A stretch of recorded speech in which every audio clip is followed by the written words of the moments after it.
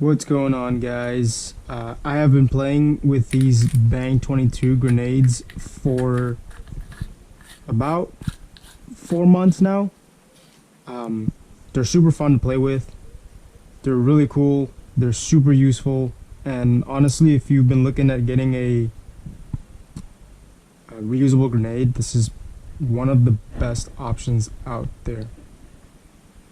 So basically what I'm going to do right now is give you my opinions about it, essentially, and also go over a little bit of troubleshooting that I've encountered during my time playing with this to help people make the most out of their grenades. So, and I'll also show you how to take them apart and clean them, because as you can see, mine's really muddy from the field that I play at, and if it gets too much dirt in it, it will stop working. So to take this apart, all you'll really need is some Q-tips and some sort of flathead screwdriver. I use a 9mm bore mop to clean some parts of this. You might be able to get something smaller like a 22mm bore mop to clean this center hole here, but usually you can get it pretty clean with a Q-tip alone and nothing else. So like I said, this is definitely one of the best grenades that I've tried. I haven't tried that many, to be fair, but this is by far my favorite one. And then again, most of that comes down to the fact that it is reusable. It's pretty loud. There's 3 different levels of cartridges that you can use in this. You can use brown, yellow, or green, with yellow being the loudest, green being the middle, and brown being the least loud. There's also an extreme version you can buy. I don't have any of those, but those are supposed to be even louder than these. They use little 22 ram set drivers, for those of you who don't know anything about Bang 22s. And these ram set drivers can be found at either Lowe's or Home Depot. So they're about $7 for a box of 100, so pretty cheap, and you get a lot of fun out of one box. So if Airsoft Innovations does happen to watch this video at any point, I'm really sorry. The labels aren't on here anymore because I took them off to replace it with this blue reflective tape. But the label does say, "Do not disassemble." So hopefully I don't get in any kind of trouble for that, because I am going to show you how to completely disassemble one of these grenades. Airsoft Innovations is also pretty good about customer support. One of my grenades wasn't working at one point. This was before I learned how to maintain them. So I messaged them, and they sent me out a new grenade.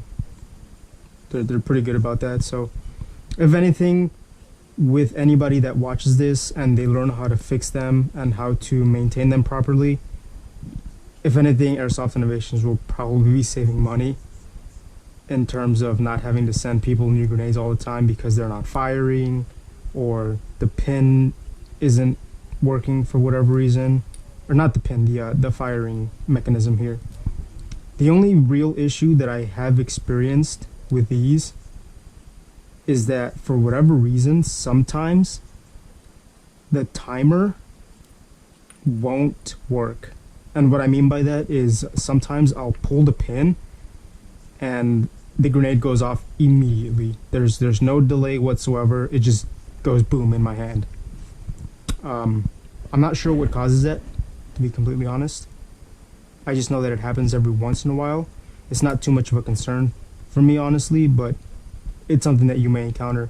Now, I do know for a fact that these timer heads are hydraulic. There's a fluid of some sort in here that is how the timer is set. And from a conversation I had with Airsoft Innovations directly, they told me that they are aware that some of the fluid may leak from around the firing pin here, and there is a very small possibility that it may deplete the reservoir that holds that fluid, and when that happens, the grenade head, this part only, will be completely useless. There will be zero time delay. There's no way to fix that. They can't refill it. But like I said, Airsoft Innovations is pretty good about customer service, so if you message them and let them know that your timer head has been depleted, there's a pretty solid chance that they will send you a new one. I forgot to mention earlier, you're also going to need a set of hex keys to get into the screw down here, as well as possibly a flashlight or some sort of really bright light source so that you can see into this and look at the screw. Now, I can't see the camera or what the camera sees, so I can't tell you if you can see it, but there is a screw in there with a hex head that you will need to remove in order to get some parts out.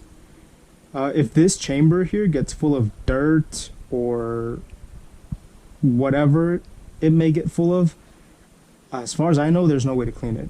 There's no way to remove this bottom half of the grenade. So all the maintenance stuff and cleaning is going to happen here at the top. So let's get started with the disassembly. I like to start with the head first just because it's the least time consuming part. You're going to take your flat head here, you're going to stick it here in the bottom where this top piece meets the larger piece here, and then you're just going to pry up, and that comes off pretty easy like that. So you can see there's some dirt in there. It's got this big fat O-ring, and this O-ring is what keeps the this piece attached to this. Alright, I have a little rag here just to wipe this down. Just wipe it down real quick. Stick it into the sides here to get all the dirt out from these grooves here. I do have some My Hero Academia going on in the background, so if that bothers any viewers, I apologize for that in advance. And no, I'm not going to turn it off. So clean that. Just going to take this dirt off of here a little bit. And then you got to get all this stuff up here, and that's what the Q-tips are for.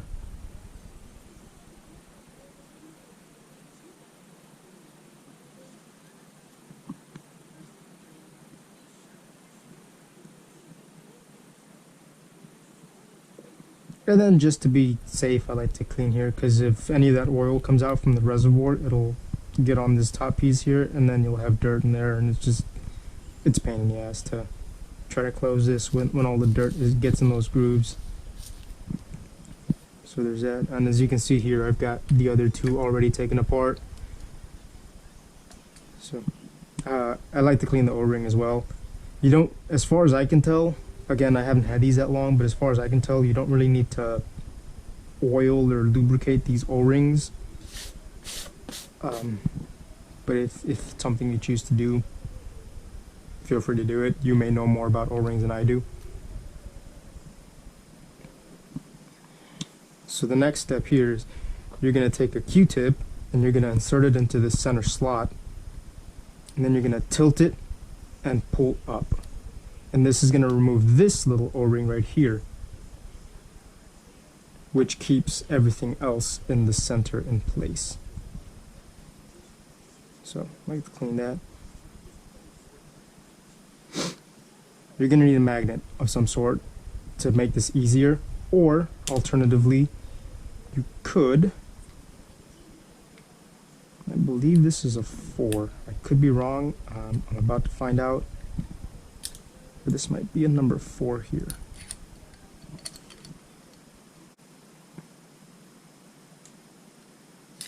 So it's got to be the 3.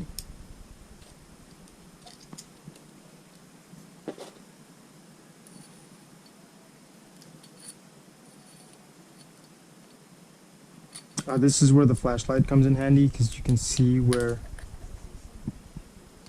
your screwdriver or your hex key is going. And you can just shine the light down any one of these 4 holes, and you'll be able to get a pretty good look in there.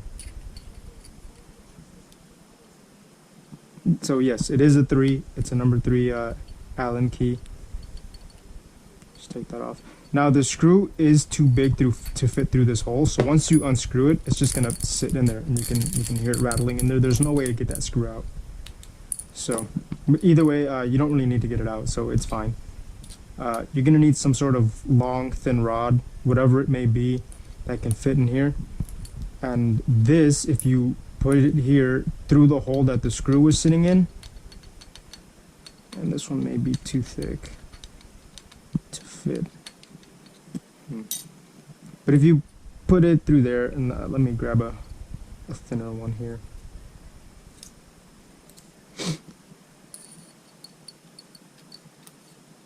Push down, all this stuff comes out, as you can see there.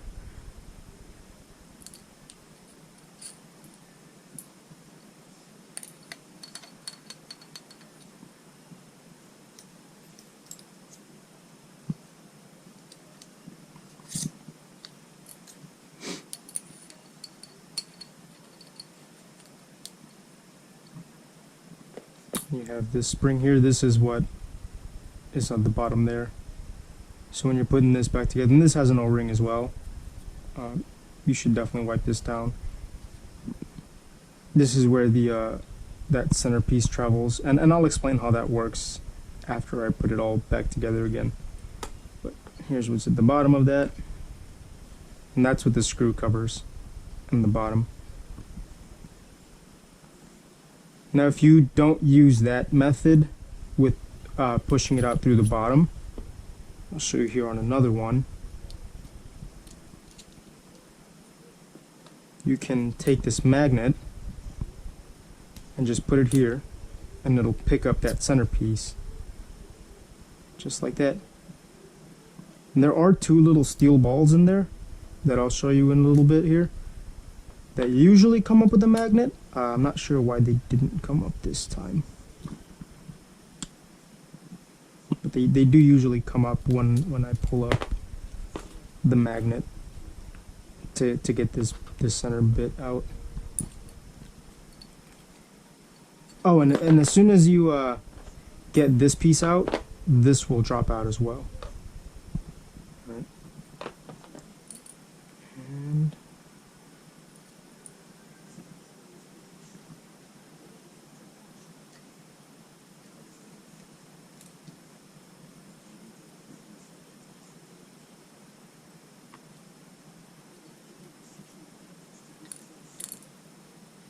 And here's the 2 little steel balls I just told you about.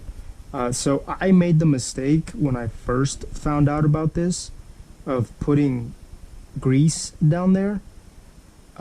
After I did that, the first time I took it apart and put grease in there, I played it and it worked fine for like 1 or 2 games, and then it was just jamming all the time. So if you get around to doing this at any point, my recommendation is don't use any kind of grease in these.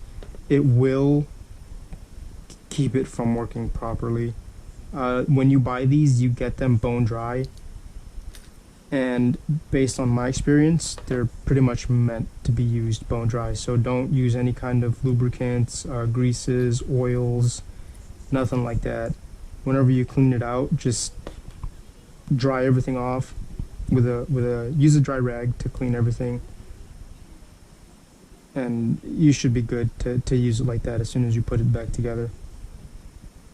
So steel balls, each one has 2 of them.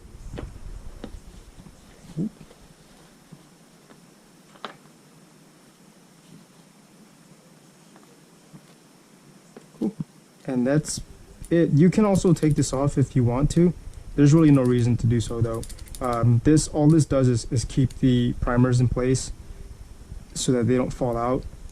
Other than that, this doesn't really have any role as far as how it functions, or at least from what I can tell, it doesn't have any role in how it functions.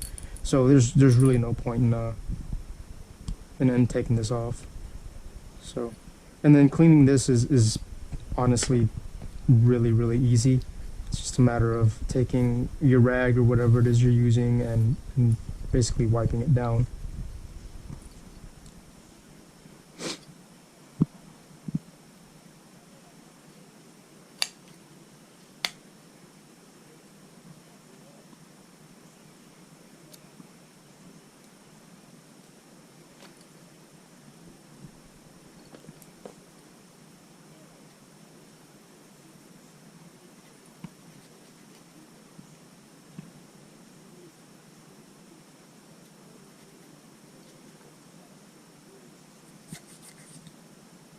There's a little hole, there's a tube in here that goes all the way down into this part. Uh, if you take a flashlight to the bottom of this, you'll see what I'm talking about. That's the sound chamber. That's where the boom comes out of. There's a little hole at the bottom so that all the gunpowder that is discharged can come out. So it doesn't really hold anything, as far as I can tell, but just to be safe, I like to take a Q-tip to it and clean it out, or get whatever I can out of there, which is usually not much. And then take a Q-tip,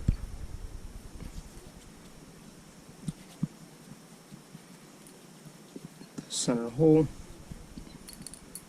and then from the bottom,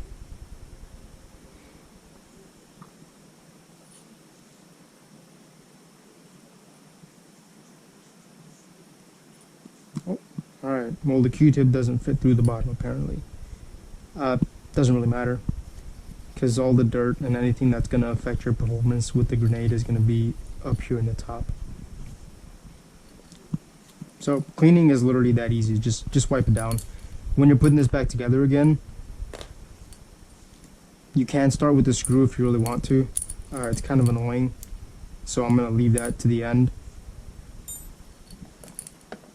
But basically you're going to have to find the screw, find some way to prop it up so it stands up so that you can put the hex key in there, and then just slowly push it up and screw it back in. It's kind of a pain, but it's the most difficult part of this entire process. So you take your spring goes in first. Take this shell casing looking thing, that goes in next, and you can just push that down. And this part is very important. You have to make sure you do this part right. You can put in the silver balls either from this hole right here. I don't know if you can see that, but there's a little hole right here. And when you take yours apart, you'll be able to see it all pretty well. But this has to be in order to hold the balls. So you either put the balls in first through this center piece into the little hole, and you can see it through this center piece as well. So it's not like you're going in blind. And then put this in, or you put this in and then put the balls in through here.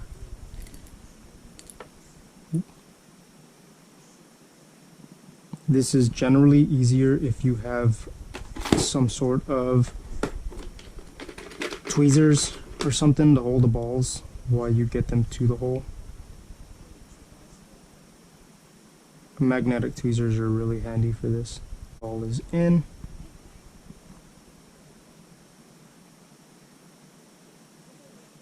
Second ball is in. So you see how it sticks out like that? That's because this isn't down all the way. And if this isn't down all the way, you're not going to be able to put this part in. So that's something to keep in mind.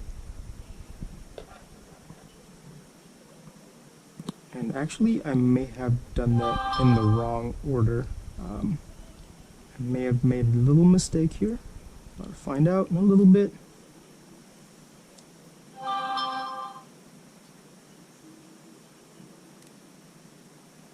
Okay, yeah, so this part has to go in first. So, pull that out. If the balls don't drop out, it's fine. As long as they're not sticking out from this side, because if the ball is protruding even the slightest bit on this end, it will keep this part from going all the way down. So you're gonna just take whatever utensil, tool, whatever you have on you at the time, just push the ball in till it's clear.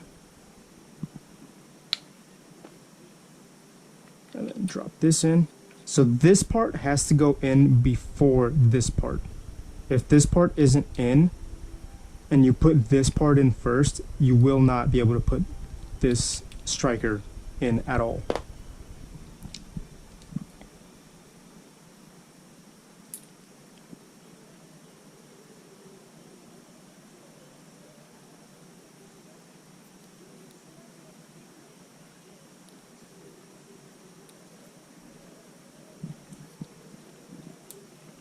So when you're doing this, hold this down so that the balls are all the way on the other side and they aren't protruding through the hole on this end. Then you drop this in, push it down, throw your O-ring in,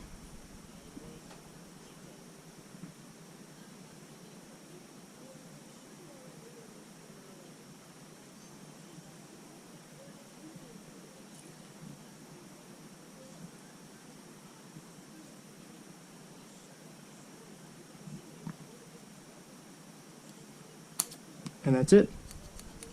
It's clean, it's good, it should be fine. And the way these work, I told you I was going to mention this after I put it back together. So the way this works, right, is you set the timer head, which will raise this firing pin here a little bit, enough so that it won't make contact with this center piece. And when you put the cap on, when you screw the cap on, it puts pressure on this heavy spring right here. So when you pull the pin and the timer or the striker, the firing pin goes off, it puts pressure here